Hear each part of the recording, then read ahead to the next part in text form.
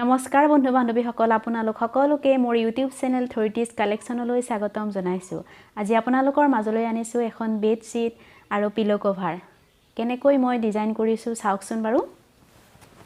এইখন বেডশ্বীট মই প্ৰথমে এনেকুৱাকৈ প্লেনকৈ কিনি আনিছোঁ।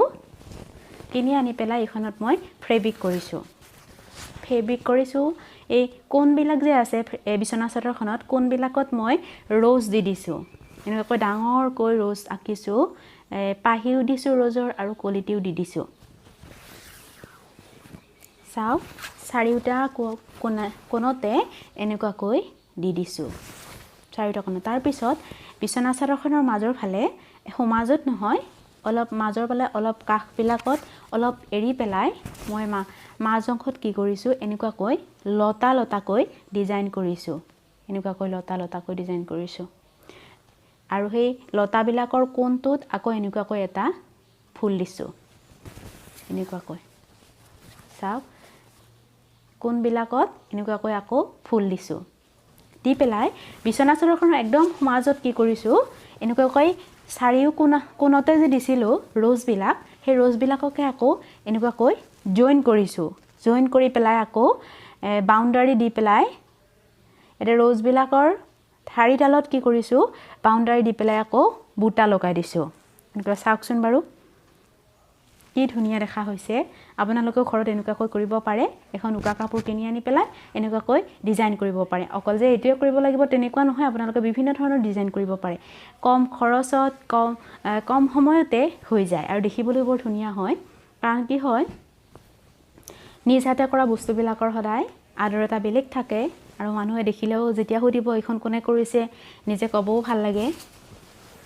বেছি কষ্টকৰ নহয়। আপোনালোকে কি কৰিব, প্ৰথমত এই যে ফুলটি দেখিছে, কাঠ পেঞ্চিলৰ সহায়ত ধুনীয়াকৈ এখন কাগজত আঁকি ল'ব।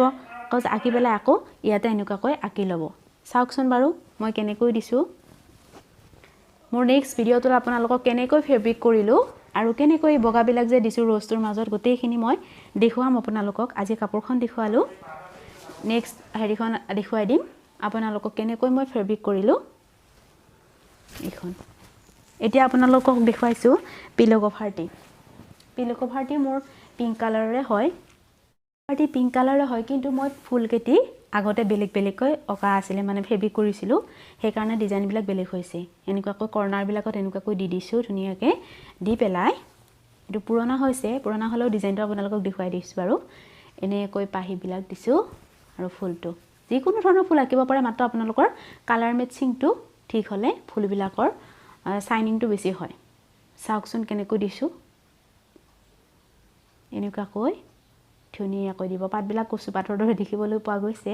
এইটোও বনাই দিছোঁ যে ফুল যিকোনোৱেই নহওক আপোনালোকে নিজে বনাব, যে অকল আমাৰ যিবিলাক প্ৰকৃতিত পোৱা যায় তেনেকুৱা ফুলে লাগে তেনেকুৱা নহয়। এইটো উজ্জ্বল দেখিছে, চাওকচোন কালাৰবিলাক মেটচিং হ'লে ধুনীয়া দেখি।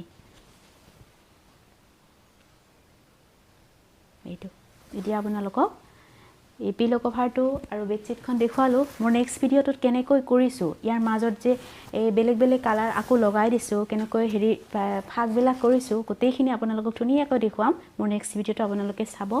আৰু এই কাপোৰ দুখন যদি চাই ভাল পাইছে তেনেহ'লে মোক কমেণ্ট কৰি জনাব, কেনেকুৱা হ'লে আৰু বেছি ভাল দেখিব। আপোনালোকেও যদি জানে মোক তেনেকুৱাকৈ ক'ব, আপোনালোকৰ মনৰ কথাবোৰো শ্বেয়াৰ কৰিব। আৰু লগতে ভিডিঅ'টি চাই আগলৈ আকৌ যাতে মই আগুৱাই যাব পাৰোঁ আৰু নতুন নতুন ধৰণৰ কাম কৰি যাব পাৰোঁ, মোক অনুপ্ৰেৰণা যোগাব। অনুগ্ৰহ কৰি মোৰ চেনেলটি ছাবস্ক্ৰাইব কৰিব আৰু মোৰ চেনেলটি চাই থাকিব। ধন্যবাদ।